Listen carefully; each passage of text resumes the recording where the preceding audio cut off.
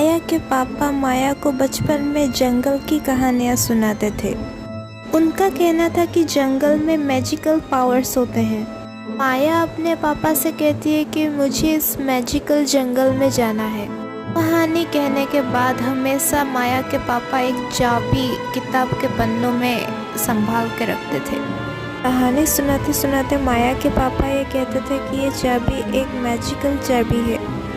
एक दिन माया और उसके पापा एक जंगल में जाते हैं। इस दौरान माया के पापा माया से कहते हैं कि ये वही मैजिकल जंगल है जिसके बारे में मैं कहानियों में कहता था। माया आगे आगे चल रही थी और उसके पापा उसके पीछे पीछे चल रहे थे।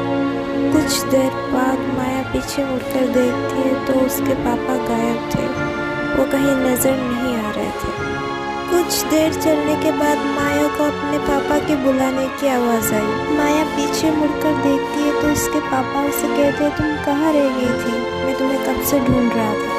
माया के पापा के चेहरे पे एक अजीब सी डरावनी मुस्कुराहट थी। ये सब कहते कहते उनकी आंखें अचानक से लाल रंग की हो गई और चमकने लगी। माया ये समझ गई थी कि ये उसके पापा नहीं हो सकते, ये ज़रूर कोई शैतानी आत्मा है। डर के मारे माया झाड़ियों के अंदर छुप जाती है।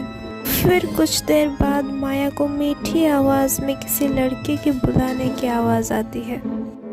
क्या ये फिर से एक माया जाल है या फिर सच में ये लड़की माया को बचाने आई थी? किस्मत को फिर एक मौका देते हुए माया बिना कुछ सोचे उस लड़की के साथ चल पड़ती है। वो लड़की माया को कहती है कि मेरा घर पास में ही है, तुम्हारे पापा मेरे घर में तुम्हारा इंतज़ार कर रहे हैं। बातें करते करते माया और वो लड़के घर के पास पहुंच जाते हैं। वो घर बाहर से काफ़ी ज़्यादा खूबसूरत नज़र आ रही थी, लेकिन जब माया अंदर गई तब उसके पापा उससे नज़र नहीं आ रहे थे। इधर उधर आंख घुमाने के बाद माया को एक तस्वीर दिखाई दी। वो तस्वीर माया के पापा की थी जिसमें फूल के हार चढ़ाए हुए थे। इसका मतलब ये था कि माया के पापा मर चुके थे। फिर दीवार की दरवाजे अचानक से अपने आप फटने लगी। डर के मारे माया ने उस लड़की की तरफ देखा तो उस लड़की का चेहरा खौफनाक तरीके से बदल चुका था। वो घर जो इतनी खूबसूरत नज़र आ रही थी वो एक डरावनी भूतिया घर में बदल गई। घर कांपने लगी और घर में अंधेरा छा गया था। घर में एक लड़की की जोर जोर से रोने की आवाज़ आ रही थी।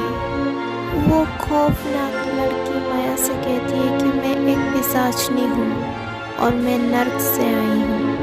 वो लड़की कहती है कि मैं तुम्हारे पापा को नर्क में ले चुकी हूँ और तुम्हें लेने आई हूँ। माया को उस जादुई किताब के बारे में याद आती है जिसकी कहानियाँ उसके पापा उसे सुनाते थे। उसमें लिखा था कि इस दुनिया के बाहर के शक्तियों को काबू में किया जा सकता है। उस किताब के पन्नों में एक जादुई चाबी थी जो कि माया के पास था। इस चाबी का मतलब था जब भी आप बाहर की शक्तियों के कब्जे में फंस जाओ तब ये चाबी की मदद से आप वहाँ से निकल सकते हो। जब माया उस चाबी को निकालती है तब वो देखती है कि उसके सामने अचानक से एक जादुई दरवाज़ा दिखने लगी है।